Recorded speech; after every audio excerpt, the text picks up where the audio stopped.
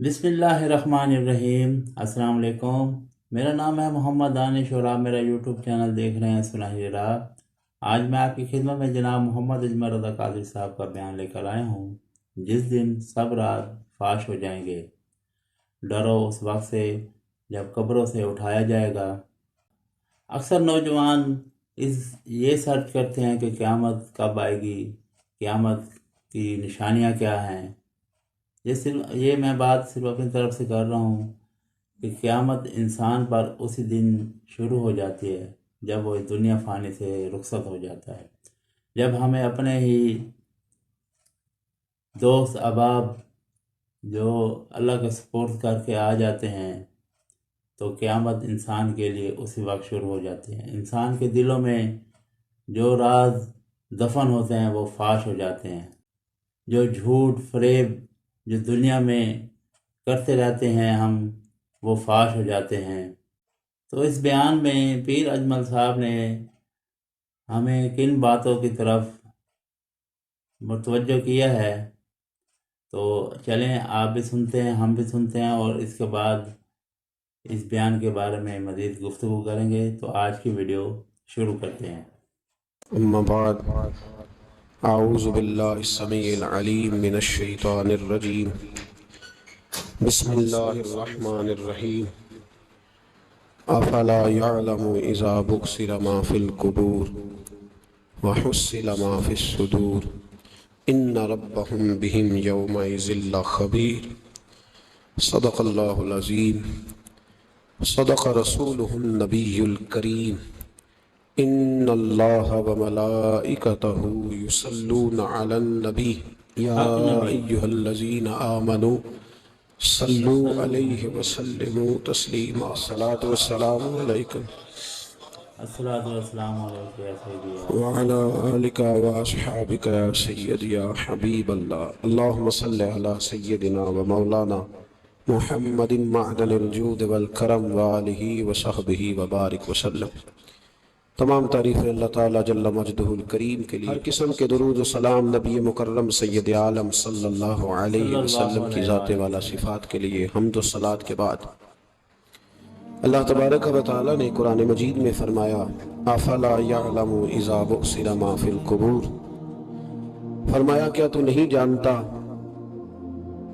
کہ جب وہ ساری چیزیں اٹھائی جائیں گی جو قبروں کے اندر موجود ہیں، اللہ اکبر، وہ اٹھایا جائے گا، وہ باہر نکالا جائے گا جو قبروں میں ہے۔ وَحُصِّلَ مَا فِي الصُّدُورِ، اور جو حقیقتیں تمہارے سینوں میں چھپی ہیں وہ کھول دی جائیں گی، جو راز تمہارے اندر دفن ہیں وہ سارے فاش کر دیے جائیں گے۔ إِنَّ رَبَّهُمْ بِهِمْ يَوْمَئِذٍ لَخَبِيرٌ، فرمایا بے شک تمہارے رب کو اس دن کی ساری خبر ہے، اسے پتہ ہے اس دن کیا ہونے والا ہے۔ بے شک انسان اپنی زندگی میں بہت سارا میک اپ کر کے رکھتا ہے، اپنے اوپر بہت سارے خول چڑھا کے رکھتا ہے، دولت کے، اقتدار کے، تعلیم کے، جھوٹ کے، ملمہ سازی کے۔ وہ جو بنا ہوتا ہے دراصل وہ ہوتا نہیں، اس کے لفظوں پہ، زبان پہ کچھ باتیں اور ہوتی ہیں اور سینوں کے اندر راز کچھ اور ہوتے ہیں۔ اللہ فرماتے ہیں وَحُصِّلَ مَا فِي الصُّدُورِ، میں وہ حقیقتیں باہر نکالوں گا جو تمہارے سینوں کے اندر چھپی ہوئی۔ راز کھلے گے قیامت کے دن، اللہ، راز کھلے گی۔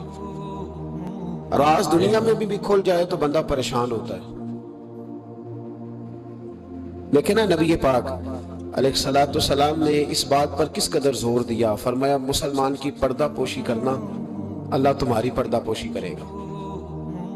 راز نہ کھولنا، اس کا مطلب ہے راز کھلنے کا بڑا نقصان ہوتا ہے۔ کسی کا راز اگر تمہارے پاس ہے تو اس راز کو راز رکھنا، حضور نے جاسوسی سے منع کیا، فرمایا کسی کا تجسس نہ کر، ڈھونڈنا اس میں عیب کتنے ہیں۔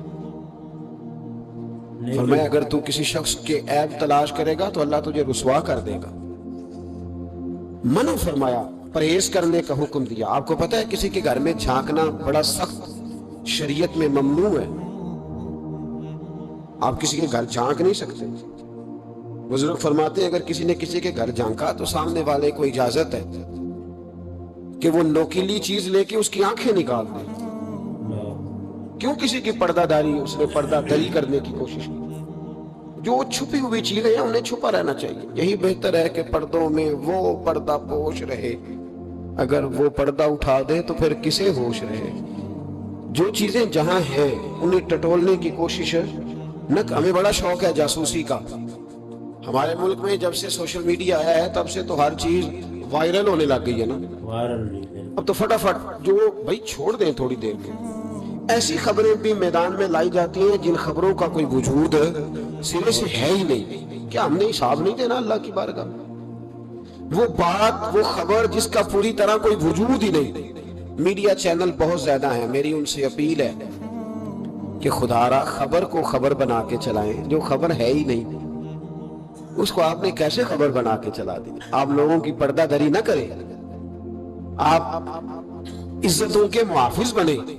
جو بات جس کی کوئی حقیقت ہی نہیں ہے اس کو اتنا مسالہ لگا کے میدان میں لانا کہ ہم ڈرتے نہیں اللہ تعالیٰ سے. بلیک میل کر کے لوگ ایک دوسرے کو وقت گزار رہے ہیں. یہ مسلمان کا طریقہ نہیں ہے. میرے عزیز جب راز کھلتے ہیں تو نقصان ہوتا ہے. جب راز کھلتے ہیں تو نقصان ہوتا ہے. راز رکھیں. میرے نبی پاک علیہ السلام نے ایک نصیحت فرمائی ہے, ذرا غور سے آپ نے سنی ہے بات. حضور نے فرمایا اگر تم کوئی کبیرہ گناہ کر بیٹھو تو اس کا اعلان نہ کرو. پھر سمجھنا ہے بات کو آپ. اگر کبیرہ گناہ کرو تو اس کا اعلان. امام اعظم ابو حنیفہ رحمۃ اللہ علیہ فرمایا کرتے جس کی نماز قضا ہو جائے وہ کسی کو بتائے نہ میری قضا ہو گئی ہے. کیوں بھلا؟ اس لیے کہ لوگ کہیں گے کوئی مسئلہ نہیں, اس نے قضا کیا تو میں بھی کر لیتا ہوں. جب لوگ گناہوں کا اعلان سنتے تو گناہوں پہ دلیر ہوتے. انسانوں کو دیکھ کر انسان اثر لیتا ہے. جب آپ کسی کو کہیں گے نا کہ میں نے یہ بھی میں تو بڑا کچھ کرتا. ہمارے ہاں تو اللہ تعالیٰ معاف کرے کئی سیانے بندے بڑے فخر سے بتاتے ہیں میں یہ بھی کیا کرتا تھا, میں نے سب کچھ کر کے دیکھا ہے, بڑے پاپ کیے, سارا کچھ کیا. یہ بتانے والی بات ہے, وہ فخر والی بات ہے, شرم والی بات ہے. اور آپ دلیری سے بتا رہے ہیں. یہ تو وہ مقام تھا جہاں زبان لڑکھڑانی چاہیے تھی بات کرتے. آپ دلیری سے بتا رہے ہیں میں نے سارے رنگ دیکھے ہیں زندگی کے. یہ وہ کمال ہے. یہ تو کافر, جابر, فاسق, ظالم, لٹیرے سارے یہ کام کرتے ہیں. کو دکھانے سنانے والی بات ہے. تو نبی پاک صلی اللہ علیہ وسلم نے منع فرمایا اس کی توبہ کرنی چاہیے, اس کا اعلان نہیں کرنا چاہیے. اس سے معافی مانگنی چاہیے, اس کا اعلان کرتے پھرتے. تو راز ہے سینوں میں, عیب ہیں لوگوں کے چھپے ہوئے. دنیا میں بھی اگر عیب کھل جائے نا, دنیا میں بھی تو بڑی مشکل بات. میرے پاس ایک بچہ آیا. کچھ لوگوں کا درد انسان کو درد مند کر دیتا ہے. MBA اس بچے کی تعلیم, بڑا قابل نوجوان, اور لب و لہجے میں بڑی شائستگی, گفتگو میں بڑا دھیما پن. لگتا ہے کہ تعلیم نے اثر دکھایا ہے. لفظوں کے گورکھ دھندے میں نہیں رہا, اس نے کچھ سیکھا بھی ہے کتابوں سے. اس نے ایک مسئلہ پوچھا. کہنے لگا اگر کوئی والد ساری جائیداد اپنی بیوی کے نام کرا دے تو اولاد کے لیے کیا حکم ہے اس میں؟ تو میں نے کہا کہ وہ اللہ کو جواب دے گا. اولاد سختی تو نہیں کر سکتی, لیکن اس کو چاہیے نہ تھا ایسا کرتا, اس لیے کہ نبی پاک علیہ السلام نے فرمایا فاتقوا اللہ فاعدلوا اولادکم, اللہ سے ڈرو, اپنی اولاد میں انصاف کرو. تو میں نے اس کو کہا کہ یہ آپ نے کس طرح کا مسئلہ پوچھا ہے؟ کوئی شخص اپنی ساری جائیداد کسی کی بیوی کے نام کرا دے. تو میں نے کہا کہ جو اس کی بیوی ہوگی وہ آپ کی اماں بھی تو ہوگی نا. شائستہ نوجوان تھا, اچھا تھا, وہ میری بات کا غصہ کر گیا. کہنے لگا آپ سے تو امید نہیں تھی کہ آپ پوچھیں گے, آپ نے بھی پوچھ لیا. مجھے احساس ہوا کہ یار نہیں پوچھنا چاہیے تھا. میں نے کہا یار آپ تو بڑے ناراض ہو گئے, میں اگر آپ کو ایسی بات ہے تو معذرت کرتا ہوں. تو وہ شخص رونے لگ گیا. جب اس نے بات سنائی تو اس بیچارے کا وجود کہاں پر آتا. کہنے لگا ابا نے پچھلی عمر میں شادی کر لی ہے. تو میں نے کہا اس کو اللہ رسول اجازت دیتے ہیں؟ تو آپ کہنے لگا جی وہ تو بات ٹھیک ہے, پر کچھ ایسی باتیں سامنے آئی ہیں کہ جو سامنے نہیں آنی چاہیے تھی. حضرت جی میں جوان ہوں, میں 10-12 لوگوں میں اٹھتا بیٹھتا ہوں. میرے والد کی بات کھلی ہے اور پتہ نہیں کیا معاملہ تھا, پہلے بڑا کچھ نام کرا کے اس نے نکاح کیا ہے, پر اب میں کدھر جاؤں؟ میرا گلی میں کھڑا ہونا مشکل ہو گیا.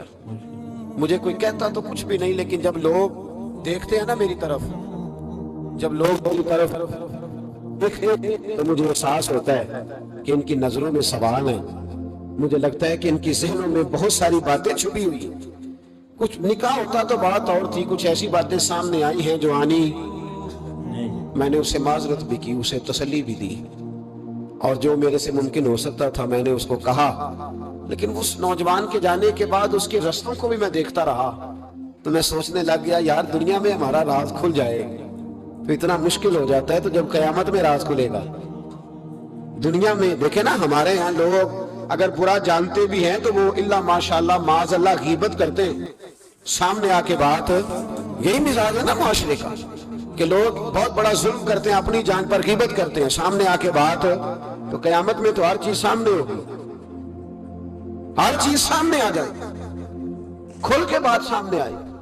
کس نے کیا کیا اپنے عہدے کے ساتھ، جس جگہ وہ بیٹھا تھا اس منصب کے ساتھ اس نے کتنی وفا کی یہ بھی پتہ چلے گا، کتنا دھوکہ دیا یہ بھی خبر ہوگی. بہت سارے لوگ جعلی ڈگریاں لے کے نہیں بیٹھے ہوئے، لے لیا نا عہدہ، ان کی تنخواہ جائز ہے ان کے لیے، بولے تو یہ راز کھلے گا کہ نہیں کھلے گا قیامت کے؟ حد ہو گئی اس ملک کے اندر کہ یہ 1 درجن بندے کی بات نہیں، یہ 1.5 درجن بندہ نہیں، یہ تو کیا بتائیں.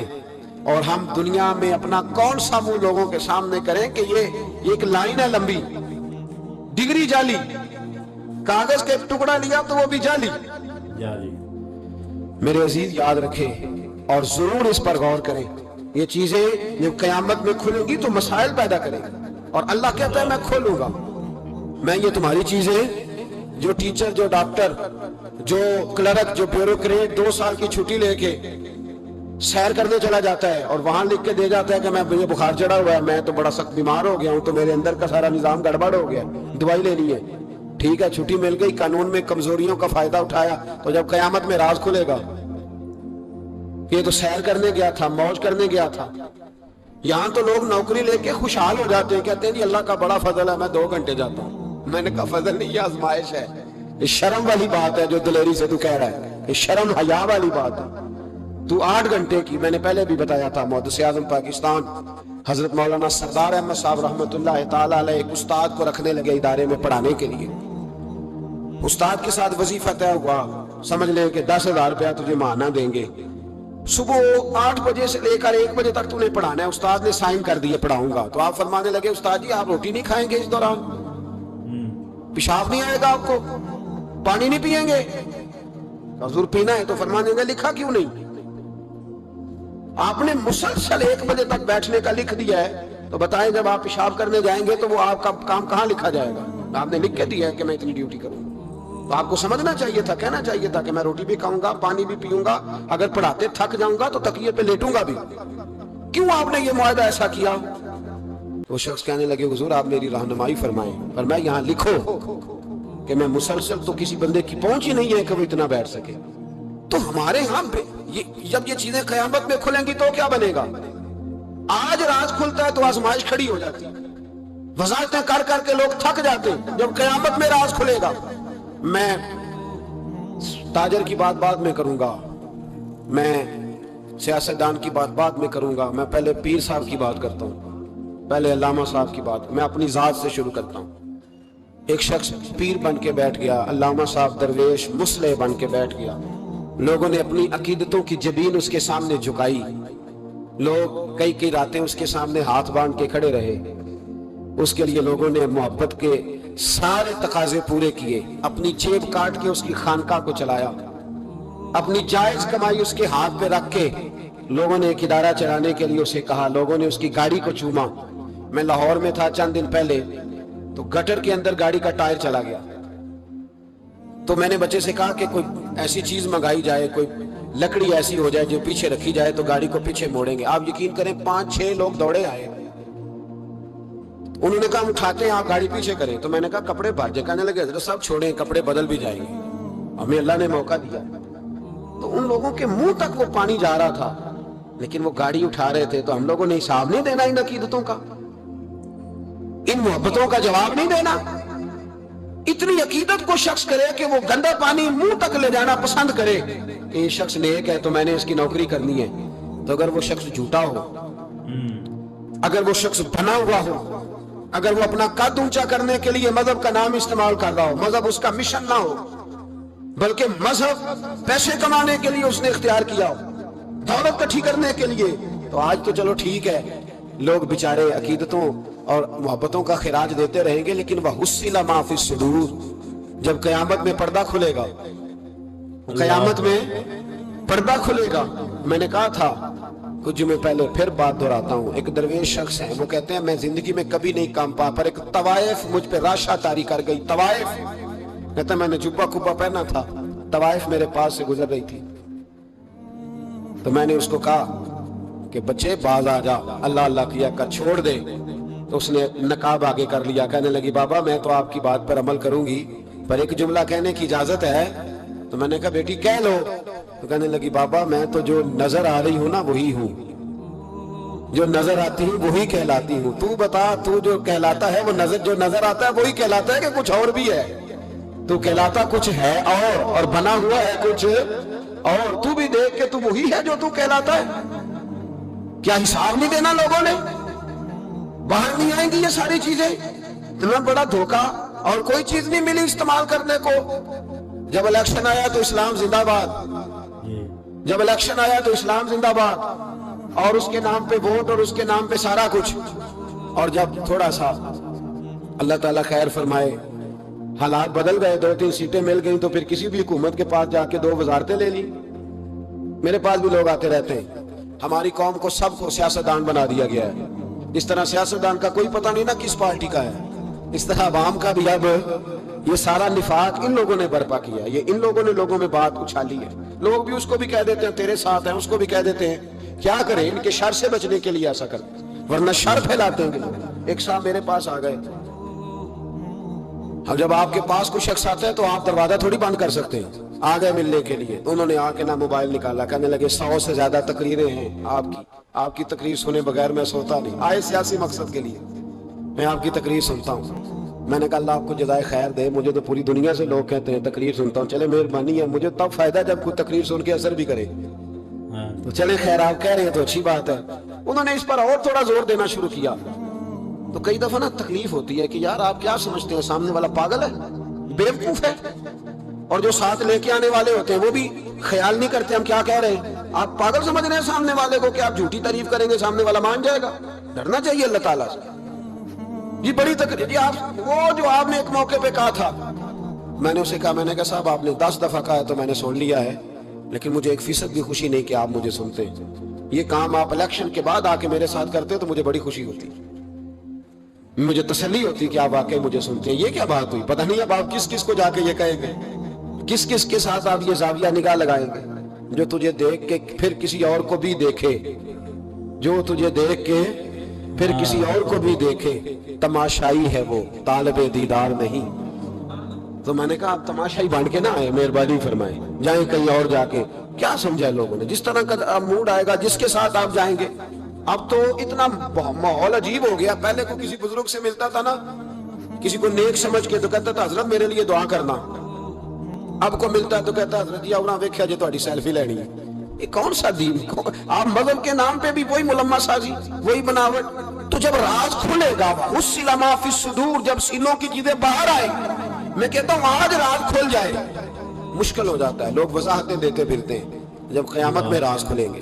سب سے پہلے دیندار شخص کو دیکھنا چاہیے، میرے نبی پاک علیہ السلام نے فرمایا سب سے پہلے جہنم میں ریاکار عالم دین کو ڈالا جائے گا، عالم کو سب سے پہلے دوزخ میں ڈالا جائے گا، اس لیے کہ اس نے اپنا قد اونچا کرنے کے لیے دین کو ٹیشو پیپر بنایا۔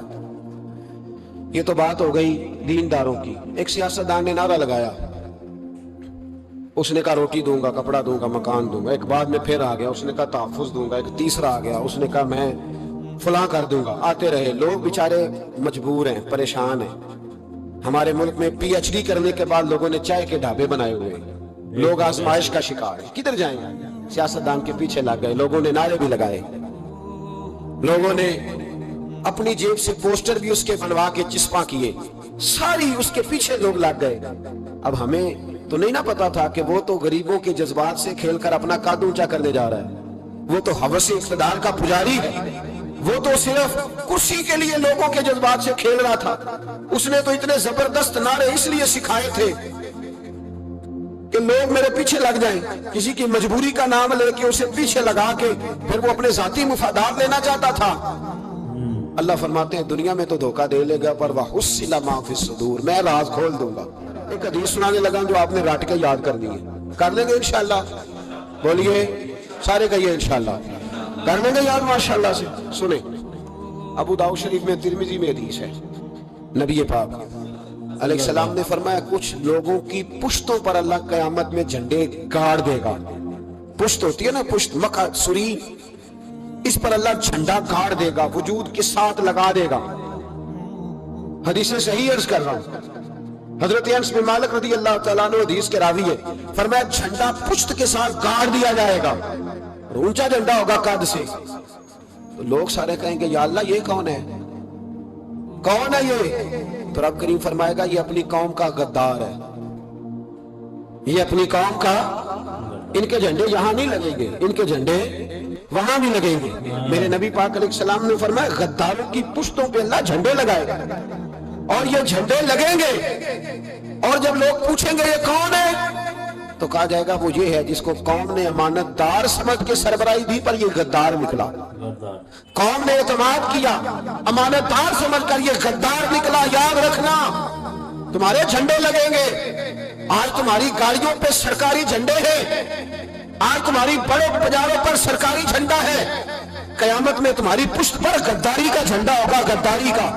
اور میرے نبی پاک علیہ السلام نے فرمایا غریبوں کو اللہ قوت دے دے گا، اور جو تکبر کرنے والے تھے انہیں اللہ کیڑیوں کی شکل عطا کرے گا، چیونٹیوں کی شکل، کیڑے مکوڑے بنا دے، اور غریب پیروں کے نیچے مسل کے جائے گا۔ وقت تھوڑا رہ گیا، وَحُصِّلَ مَا فِي الصُّدُورِ، فرمایا تمہارے سینے کے سارے راز اللہ باہر نکال دے گا، فاش ہو جائے گی ہر چیز، کھل جائے گا سارا، آئینہ باہر آئے گا، تمہیں وہ سارا کچھ بھگتنا ہے۔ کتنے بادشاہ گزرے آپ کے ملک میں، کتنوں کی قبروں پہ لوگ فاتحہ پڑھنے جاتے ہیں، کتنے جن کا اب نام ہوتا ہے، تصویریں لگی ہوئی ہیں پارلیمنٹ میں، اس سے زیادہ کوئی شے ختم ہو گئی بات۔ کدھر گئے ہمارے تو نوجوانوں کو یاد بھی نہیں، کیا کیا کسی نے کمال کر لیا وزیر اعظم بن کے، کیا اس نے کر لیا، ختم ہو گئی بات۔ خدا را جو آپ ہیں آپ وہی بیان کریں، دھوکہ نہ دیں، ورنہ یہ راز جب کھلے گا۔ میرے نبی پاک علیہ السلام نے فرمایا بہت بڑا تاجر قیامت میں اللہ کی بارگاہ میں کھڑا کیا جائے گا، اللہ اس کے بچوں کو بھی بلائے گا، کہے گا تمہیں پتہ ہے تمہارا مال حرام ہے، ناجائز ہے، تمہارے باپ نے دھوکے سے کمایا ہے۔ تو نبی پاک علیہ السلام نے فرمایا، امام سیوطی نے حدیث لکھی ہے، نبی پاک فرمانے لگے وہ اولاد اپنے باپ پہ مقدمہ کر دے گی، وہ جن کو دے گیا نا کہ وہ والا پلاٹ بھی تیرا، وہ والا بھی تیرا، وہ والا بھی، وہ مقدمہ کر دے گا۔ وہ کہیں گے اے اللہ ہم نے اسے کہا تھا ہمیں ناجائز مال دے، اس سے پوچھ اس نے کیوں کمایا۔ میرے مصطفیٰ کریم علیہ السلام فرماتے ہیں احد پہاڑ کے برابر اس کی نیکیاں ہوں گی، لیکن جرم یہ ہوگا کہ کمائی حرام تھی، تو اللہ کریم ان بچوں کے مقدمے کی وجہ سے باپ کو جہنم میں داخل کر دے گا۔ یہاں وہ سخی بھی بن کے گیا، یہاں وہ کہتا وہ کہانیاں سنایا کرتا تھا کہ میں بڑی محنت سے آگے گیا ہوں۔ وَحُصِّلَ مَا فِي الصُّدُورِ، میں تمہارے سینوں کی چھپی چیزیں راز کھول دوں، راز فاش ہو، تمہیں ہر چیز دیکھنی پڑے گی۔ میرے رسول پاک علیہ السلام کی ایک حدیث بڑی انفرادی ابن حجر نے لکھی، میں تو اس حدیث کو پڑھ کے میں نے کتاب بند کر دی، میں نے کہا اللہ ہمیں معاف کرے۔ نبی پاک علیہ السلام نے فرمایا جس کو امین بنایا گیا اور اس نے خیانت کی، وہ کسی جگہ کا بھی امین تھا، وہ ممبر رسول کا امین تھا یا ڈاکٹر کی کرسی کا، وہ کسی سکول کے ادارے کا امین تھا یا حکومت میں کسی عہدے پہ، جسے امین بنایا گیا، توجہ ہے میری بات پر، جسے امین بنایا گیا اس نے خیانت کی، تو اس نے جس چیز کی خیانت کی ہوگی وہ چیز قیامت کے دن اس کی گردن کے ساتھ لٹکی ہوئی ہوگی، گردن کے ساتھ۔ محبوب فرمانے لگے ایک شخص آئے گا اس کی گردن پر اونٹ بیٹھا ہوگا، اور حدیث کے لفظ یہ ہیں، حضور فرماتے ہیں مجھ سے فریاد کرے گا یا رسول اللہ میری مدد کرے، تو میں اسے کہوں گا میں نے تجھے سمجھایا نہیں تھا، اب تیرے بارے میں اللہ فیصلہ کرے گا۔ پھر ایک اور شخص آئے گا تو اس کی گردن کے ساتھ، اس نے چونکہ گھوڑے چرائے تھے تو اس کی گردن کے ساتھ گھوڑے لٹکے ہوئے ہوں گے، گھوڑے، اللہ اکبر، تو وہ فریاد کرے گا حضور میری مدد کرے۔ ذرا یہ چیزیں بھی جا کے سنا کرے۔ آپ شفاعت رسول کے موضوع پر نعرے لگاتے ہیں، پہلے یہ بھی تو دیکھیں نا حضور سفارش کریں گے کس کی، اس پر بھی ذرا غور فرمائیں۔ وہ جو سبحان اللہ ماشاءاللہ والا عنوان ہوتا ہے اس پہ کہتے ہیں ماشاءاللہ جی آج تو پتہ چل گیا جنتی ہیں۔ وہ بھائی جنت کی سڑک پہ بھی تو چڑھنا ہے کہ نہیں، وہ رستہ بھی اختیار کرنا ہے کہ نہیں، کہ آپ کا خیال یہ ہے کہ آپ کو ہیلی کاپٹر کے ذریعے جنت میں ڈال دیا جائے، کچھ کرنا نہ پڑے۔ عزیز بھائی، میرے نبی پاک علیہ السلام فرمانے لگے کچھ لوگ ایسے ہوں گے کہ ان کی گردنوں کے ساتھ بکریاں ممننا رہی ہوں گی، گدھے ہنہنا رہے ہوں گے۔ فرمایا وہ فریاد کریں گے تو میں کہوں گا تمہیں سمجھایا نہیں تھا؟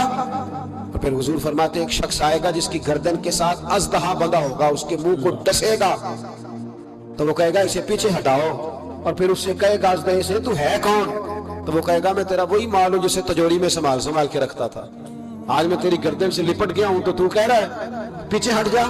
بھائی راز کھلے گا، آپ یقین کریں اچھے لوگوں کے جب راز کھلیں گے قیامت میں تو موج لگ جائے گی۔ راز صرف بروں کے نہیں کھلیں گے، اچھے لوگوں کے بھی راز ہے۔ توجہ ہے میری بات پر؟ حضرت اویس کرنی بھی آئیں گے جو ساری زندگی راز میں رہے، تو میرے نبی پاک فرماتے ہیں اس شخص نے مکان نہیں بنایا، گھر نہیں بنایا، لیکن جناب اویس کرنی جب جنت میں داخل ہوں گے تو اللہ 70,000 فرشتوں کا جلوس انہیں عطا فرمائے گا۔ اللہ انہیں 70,000 فرشتوں کا جلوس دے گا، اس جلوس میں وہ جنت میں جائیں گے، ان لوگوں کو اللہ شانے دے گا۔ فرمایا راز کھلے گا، راز۔ قیامت کے دن کچھ لوگ ان کے چہرے 14ویں کے چاند کی طرح چمکیں گے اور انبیاء اور علماء ان کو دیکھ کر رشک کریں گے کون ہے؟ میرے مصطفیٰ کریم علیہ السلام فرماتے ہیں رب کریم فرمائے گا یہ میرے محبوب کی امت کے وہ نیک لوگ ہیں جس سے بھی محبت کرتے تھے اللہ کی رضا کے لیے کرتے تھے، اور جس سے بھی انہوں نے زندگی میں دشمنی رکھی صرف ہے اللہ کی رضا کے لیے۔ اب یہ اللہ کی رضا والا معاملہ کہاں تھا؟ ان کے سینے کے اندر، اس کی جزا انہیں قیامت میں ملے گی۔ کچھ لوگوں کا راز کھلے گا، انہیں بڑا لطف آئے گا، بڑا مزہ آئے گا۔ حضرت عمر بن عبدالعزیز بادشاہ تھے، لیکن صوفیاء ان کے اقوال کو بطور اسباب کے پڑھتے ہیں، تربیت کے لیے ان کے اقوال اور احوال سنائے جاتے ہیں۔ حضرت عمر بن عبدالعزیز کے زمانے میں نا ایک سید صاحب کہتے میری 4 بیٹیاں تھیں تو مجھے ضرورت تھی، میری کوئی مدد نہیں ہو رہی تھی، میں درود شریف پڑھتے پڑھتے سو گیا تو مجھے خواب میں محبوب پاک کا دیدار نصیب ہوا۔ میں نے استغاثہ پیش کیا کہ حضور پریشان ہوں، بیٹیوں کا باپ ہوں، تو نبی پاک علیہ السلام نے فرمایا تو عمر بن عبدالعزیز کے پاس جا۔ عمر بن عبدالعزیز وہ باکمال شخص ہے جو روزانہ 10 سپارے قرآن پاک کے پڑھتا ہے، 10,000 بار مجھ پر درود و سلام پڑھتا ہے۔ کتنے سپارے؟ ہم تو خیر سارے مصروف ہیں، 10 لائنیں بھی نہیں پڑھ سکتے، ہم تو بڑے بیزی لوگ ہیں۔ ہم قرآن شریف پڑھیں گے تو فیس بک کون چلائے گا؟ ہم اگر قرآن شریف پڑھیں گے تو وہ واٹس ایپ پہ ٹائم کون دے گا؟ ہم تو بیزی ہیں، بہت زیادہ مصروف ہیں۔ ہم اگر تھوڑی دیر قرآن شریف کھولیں گے تو وہ جو سیاسی تبصرہ سارا دن کرنا ہوتا ہے وہ گرنا نہ جائے کوئی آسمان سے چیز، ہم تو مطلب بیزی ہیں۔ بادشاہ وقت کے بادشاہ 10,000 مرتبہ درود و سلام، اللہ اکبر۔ بس بندہ ارادہ کر لے تو اللہ اسے موقع بھی عطا فرمائی دیتا ہے، اللہ اس کی مدد کرتا ہے۔ 10,000 بار پڑھتے تھے تو نبی پاک علیہ السلام نے کیا خوبصورت بات ارشاد فرمائی۔ محبوب فرمانے لگے 2-4 دن پہلے نا عمر بن عبدالعزیز نے 3,000 درود شریف کم پڑھا ہے، اسے جا کے کہے 500 دینار جرمانہ دے، وہ 500 لے جا تیرا کام بن جائے گا۔ جناب عمر بن عبدالعزیز کے پاس وہ سید صاحب آئے، کہتے میں سمجھا کسی درویش کا نام بتایا ہے، میں سمجھا کسی خانقاہ کے سجادے کی بات ہے، کسی مسجد کے خطیب کی، کسی ادارے کے محتمم کی بات ہے، لیکن جب میں ان کے علاقے میں آیا میں نے پوچھا عمر بن عبدالعزیز کون ہے تو لوگوں نے کہا وہ تو ہمارے حکمران ہیں۔ میں نے کہا بادشاہ لے چلو۔ جب میں گیا تو بڑا عالی شان جوبا، سر پر تاج، دائیں بائیں دربار میں لوگ۔ پھر میرے دل میں خیال آیا میں غلط آدمی کے پاس تو نہیں آ گیا، یہ کون شخص ہے؟ لیکن جب میں لوگوں سے پوچھا کہ یہ عمر بن عبدالعزیز ہی ہے، کہا وہی ہے۔ کہتے میں ان کے قریب گیا، دیکھو راز کھول رہے ہیں۔ کہتے میں کان میں جا کے کہا 10,000 درود شریف پڑھتے ہو؟ کہتے انہیں شاک لگا، جھٹکا، یوں دیکھا تجھے کس نے بتایا؟ میں نے کہا کوئی ہفتہ سوا پہلے 3,000 کم بھی پڑھا ہے۔ کہتے ہیں وہ تو ٹھٹھرنے لگے، فٹافٹ میرا بازو تھاما، کونے میں لے کے کہنے لگے یہ تو میری بیوی کو بھی نہیں پتا کہ میں پڑھتا ہوں، یہ تو میرے خاص خادم کو بھی نہیں پتا، یہ تو میرا اور خدا کا، میرا اور مصطفیٰ کا راز ہے، اللہ رسول سے میرا راز ہے، تجھے کیسے پتا چلا؟ تو کہتے ہیں وہ سید صاحب کہتے ہیں میں نے ان سے کہا کہ جن کے ساتھ آپ کا راز ہے مجھے انہوں نے بتایا ہے، رازدار نے بتایا ہے، اور محبوب نے فرمایا میں سید ہوں، مجھے گھر میں ضرورت تھی، صدقہ زکوٰۃ لے نہیں سکتا، مجھے حضور نے کہا جا اسے کہہ تجھے 500 دینار دے، کم پڑا ہے درود شریف؟ تو کہتے ہیں حضرت عمر بن عبدالعزیز ایک ستون کے پاس چلے گئے، اور ستون پر انہوں نے بازو رکھے, چہرہ رگڑ کے چیخے مار کے روئے, تو امیر حرم میں غریب بے نوا, تو کجا من کجا, کتھے مہر علی تے کتھے تیری ثنا, گستاخ اکھیں کتھے جاڑیاں, کیسے آقاؤں کا بندہ ہوں رضا, بول بالے میری سرکاروں کے. رونے لگے, اتنا روئے کہ ان کی تڑپ سے میں بھی رونے لگا. فرماتے ہیں میرے اندر بات تھی کہ یہ درویش ہونا چاہیے تھا, یہ ماجرا کیا ہے؟ فرماتے ہیں جناب عمر بن عبدالعزیز جب کچھ ٹھنڈے ہوئے نا طبیعت ان کی, تو بازو سے پکڑ کے مجھے ایک حجرے میں لے گئے. اس کمرے کی طرف سارا محل سارا دربار گزر گیا, اینڈ پہ ایک حجرا آیا, باہر بڑا خوبصورت اس کے اچھا دروازہ بنا ہوا قیمتی, لیکن فرماتے ہیں جب کھول کے اندر گئے تو اندر کچا مکان, ایک مٹکا, 2 پیالے مٹی کے, کچھ بڑے بڑے سامان پڑے ہوئے, رسیاں پڑی ہوئی ہیں, سینے کا سامان ہے, کھجور کی چھال پڑی ہے, کچھ ٹوپیاں پڑی ہیں. جناب عمر بن عبدالعزیز نے چٹائی اٹھائی, چٹائی سے 500 دینار نکالے اور مجھے دیے. اور کہتے ہیں جب انہوں نے اوپر سے جبہ اتارا تو نیچے سے پھٹا پرانا لباس نکل آیا. اوپر سے جب انہوں نے اتارا تاج تو کھجور کی چھال کی پرانی ٹوپی نکلی. تو میں نے کہا حضور یہ کیا ہے سارا کچھ؟ تو رو پڑے, کہنے لگے اب تجھے رازداروں نے بتایا ہے تو میں کیوں نہ بتاؤں, اب تجھے انہوں نے بتایا جو رازدار تھے تو میں کیوں نہ بتاؤں. فرمانے لگے یہ جو میں نے اوپر لباس پہنا ہوا ہے نا, یہ بندوں کو دکھانے کے لیے, اور یہ جو میں نے اندر پہنا ہوا ہے یہ رب کریم کو دکھانے کے لیے. باہر اگر میں حکومت نہ سنبھالوں اور اس طرح نہ بیٹھوں تو انصاف کون قائم کرے؟ فرمانے لگے اللہ کی قسم 10 روپے بھی کبھی مال خزانہ سے نہیں لیے. میں رات جب فارغ ہوتا ہوں تو میں اور میری بیوی یہاں آ کے بیٹھتے ہیں, وہ بچوں کے پاس بیٹھ کے ٹوپیاں سیتی ہے تو میں یہاں بیٹھ کے ٹوپیاں سیتا ہوں, ٹوپیاں سیتا رہتا ہوں, مصطفیٰ پہ درود و سلام پڑھتا رہتا ہوں, چٹائیاں بناتا رہتا ہوں, بیچتا رہتا ہوں. اور فرمانے لگے تھوڑے تھوڑے کر کے نا میں نے پیسے رکھے تھے, خیال تھا کہ کوئی غریب آئے گا تو مدد کروں گا, خیال تھا کہ اگر ارادہ بنا تو آج پہ جاؤں گا. مجھے کیا خبر تھی کہ میرے یہ پیسے اتنے نصیبوں والے ہیں کہ میں اپنے نبی کے حکم سے خرچ کروں گا, اپنے محبوب کے کہنے پر اتنے میرے نصیب, اتنا میرا مرتبہ اور مقام. میرے عزیزوں ان لوگوں کے جب راز کھلیں گے, ان لوگوں کے جب راز کھلیں گے, ان لوگوں کے جب راز کھلیں گے تو انہیں اللہ بڑے درجے عطا فرمائے, ان کو اللہ بڑے مرتبے اور بڑے مقام عطا فرمائے, ان پر اللہ تبارک و تعالیٰ کی خاص رحمتیں ہو. وہ لوگ جنہوں نے نام و نمود نہیں بنایا, چھپ چھپا کے دین کی نوکریاں کرتے رہے, کونے میں ہو کر کام کرتے رہے, انہیں اللہ جب اجر دے گا تو بڑا دے گا. ہمیں بڑا شوق ہے عہدوں پہ جانے کا, سیاسی سماجی رفائی, بلکہ ہر آدمی کہتا ہے اللہ کا بڑا شکر ہے جی کسی کونے سے آپ پوچھیں گے تو پہنچ جائیں گے. کیا اس کا فائدہ ہے؟ بڑے سارے لوگ تھے, ہم تو صرف کہتے ہیں نا کونے سے پوچھنا تو پہنچ جاؤ گے, تو بڑے سارے لوگ تھے جو پورے پورے شہروں کے مالک تھے, ان کے نام رجسٹریاں تھیں, ان کے نام ہر چیز درج تھی. کدھر گئے وہ, کہاں گئے؟ یہ جب راز کھلیں گے تو مشکل ہو جائے گا. ہمارے سینوں کے اندر جو کچھ چھپا ہوا ہے, سینوں کے اندر, یہ جب کھلتا ہے تو حالات بگڑتے ہیں. اپنی ضمیر کی آواز کو سنیں, اندر دیکھیں من کیا کہہ رہا ہے. ہمیں پتا ہوتا ہے سچ کیا ہے, ہمیں پتا ہوتا ہے جھوٹ کیا ہے, ہمیں پتا ہوتا ہے خیر کیا ہے, ہمیں پتا ہوتا ہے شر کیا ہے. ہمیں خبر ہوتی ہے کہ میں خوابوں کی دنیا میں زندہ ہوں, ہمیں پتا ہے ہم جھوٹ کے سہارے وقت گزارے, ہمارے علم میں ہے ہم کہاں کھڑے, لیکن بس زندگی گزر رہی ہے. ہم ضمیر کی آواز پر ہم اس کی آواز کو سنتے نہیں, روز دبا دیتے ہیں. نبی رحمت علیہ الصلوۃ والسلام نے فرمایا 2 منہ جس شخص کے ہوتے ہیں وہ لعنتی ہوتا ہے. اللہ 2 منہ, یا رسول اللہ 2 منہ کس کے ہوتے ہیں؟ فرمایا ایک کے پاس جاتا ہے تو کہتا ہے تیرا ہوں, پلٹ کے دوسرے کے پاس آتا ہے تو اسے کہتا ہے میں تیرا ہوں. سب کا بنا رہتا ہے. کچھ لوگوں کو شوق ہے سارے مجھے اچھا کہیں. کیوں تجھے سارے اچھا کہیں بھائی؟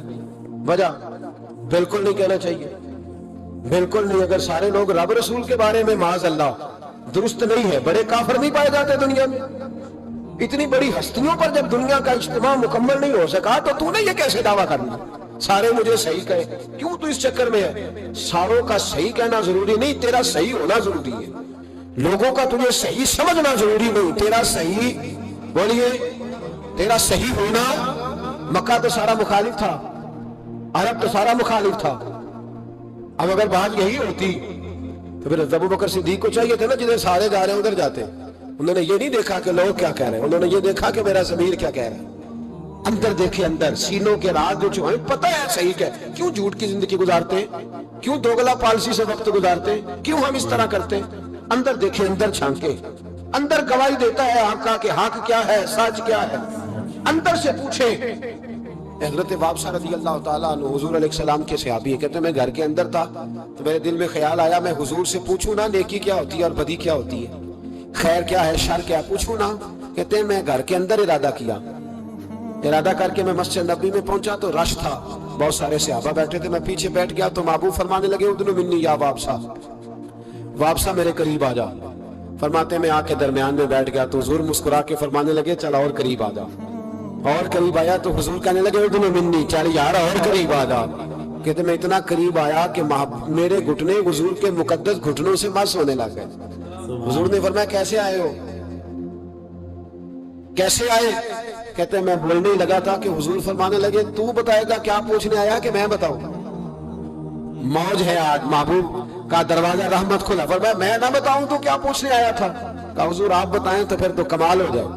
تو محبوب نے فرمایا تو نے زبان سے تو نہیں کہا پر دل میں تو سوچ کے آیا تھا، آج حضور سے پوچھوں گا نیکی کیا ہوتی ہے بدی کیا ہوتی ہے۔ کہتے میرا چہرہ کھل اٹھا، میں نے کہا حضور واقعی آپ اللہ کے سچے رسول ہیں، یہی پوچھنے آیا تھا۔ نبی پاک نے میرے سینے پہ ہاتھ مارا، جا میں نے تیرے دل کو دین کا عالم بنا دیا ہے، اپنے دل سے پوچھ لے، تیرا دل ہی تجھے فتویٰ دے دیا کرے گا۔ آج کے بعد تیرا دل تجھے بتائے گا کہ نیکی کیا ہے اور بدی، بولیے نیکی کیا ہے اور بدی کیا ہے، تیرا دل تجھے بتائے گا، اس سے فتویٰ لے لے، پوچھ لے نیکی کیا ہے بدی کیا ہے۔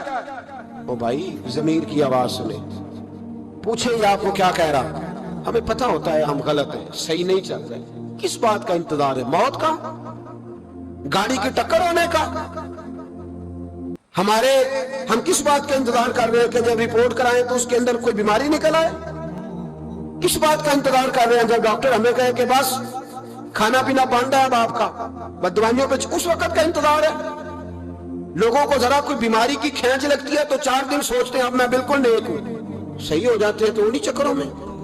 او خدا کے بندو اندر کی آواز سنو، آپ کے اندر سے روز آواز آتی ہے کہ نمازیں 5 ہیں تو 5 پوری پڑھنی چاہیے، آپ کے اندر سے آواز آتی ہے کہ میری بقا قرآن پاک میں ہے، مجھے قرآن روز کھولنا چاہیے، آواز آتی ہے کہ میں اس درویش کے جا کے آستانے میں بیٹھوں گا تو میں بچ جاؤں گا۔ کیوں ضمیر کے قیدی بنے ہوئے ہو؟ کیوں خول توڑ کے باہر نہیں آتے؟ یہی تو خول ابو جہل نے طاری کر لیا تھا، وہ کہتا تھا چگراہٹ کا کیا بنے گا، کام کر لوں یہ کر لوں وہ، اس خول کو توڑ دو، باہر نکل آؤ، آواز پہ لبیک، کس بات کا انتظار ہے؟ کب؟ جو 35 سال زندگی گزار چکا ہے وہ آدھی جی چکا ہے، آدھی گئی اور باقی آدھی پتہ نہیں ہے کہ پتہ نہیں ہے، کس بات کے انتظار ہے؟ جب راز کھلیں گے مشکل ہو جائے گی۔ اللہ بڑے موقع دیتا ہے، اللہ ہمیں سمجھنے کے بڑے موقع دیتا ہے۔ میرے نبی پاک علیہ السلام فرماتے ہیں اللہ قیامت کے دن تم سے پوچھے گا کیا میں نے تمہیں زندگی نہیں دی تھی، تمہیں شعور کی دولت نہیں دی تھی؟ اللہ تم سے پوچھے گا کیا تمہیں سوچنے کی طاقت نہیں دی تھی؟ اللہ تم سے پوچھے گا ٹھنڈے پانی سے تمہیں سیراب نہیں کیا تھا؟ کون سی ایسی نعمت دی جو تمہارے گھر کے دروازے تک نہیں پہنچائی؟ حضرت ابو الحسن رحمت اللہ علیہ ایک جملہ کہا کرتے تھے اور کمال کرتے تھے، فرماتے تھے قیامت میں لمبی چوڑی بات نہیں ہوگی، 2 ہی باتیں ہوگی۔ فرماتے اللہ پوچھے گا بندے سے، او بندے میں تو تیرا تھا، تو بتا تو کس کا تھا؟ 2 ہی باتیں، اللہ فرمائے گا میں تیرا تھا، تو بتا تو کس کا تھا؟ اپنے اندر تبدیلی لائیں، اندر جھانکے، یہاں راز کھل جائے تو آزمائش کڑی ہے۔ بتلائیے جب قیامت میں راز کھلے گا کتنی مشکلات ہوگی، اپنے آپ کو سمیٹ لیں، استغفار کثرت سے پڑھیں، توبہ کریں ہر ماہ، اپنا رجوع اپنے رب رسول کی طرف رکھیں۔ یہ سارا دنیا کا جتنا معاملہ چل رہا یہ سارا ایک چکر ہے، یہ ساری ایک آزمائش ہے، یہ اللہ نے ہمارے ذمہ لگایا ہے کہ تم نے اس سے بچ کے نکلنا، یہ ہماری دانش مندی ہے کہ ہم اس طرف توجہ نہ دیں۔ کوئی شخص بھی ایک دن کے لیے مکان خرید کے نہیں رکھتا، وہاں وہ مکان خریدتا ہے جس نے اس نے عمر بھر رہنا ہو۔ یہ دنیا عارضی ہے، 1-1.5 دن کا میلہ ہے، اس پر مکمل خریداری کر کے جم کے نہ بیٹھ جاؤ، اس مکان کی طرف توجہ کرو جہاں ہمیشہ رہنا ہے، جہاں ہمیشہ جانا ہے۔ جتنا آپ اپنے دادا جی کا ختم دلاتے ہیں نا، آپ کے بچے بھی آپ کو اتنا ہی دلائیں گے۔ اور جتنا آپ روز کھڑے ہوتے ہیں نا دادا جی کی قبر پہ، بڑی مشکل سے بچے جاتے ہیں، پوتے کوئی نہیں جاتے، بڑی مشکل سے بیٹے، اس سے زیادہ کوئی معاملہ تو آپ کے بعد آپ کا بیٹا 50 سال تک رہے گا، بس ختم، پھر تو قبروں کے نشان تک مٹ جاتے ہیں۔ وحصل ما فی الصدور، فرمایا میں کھول دوں گا راز.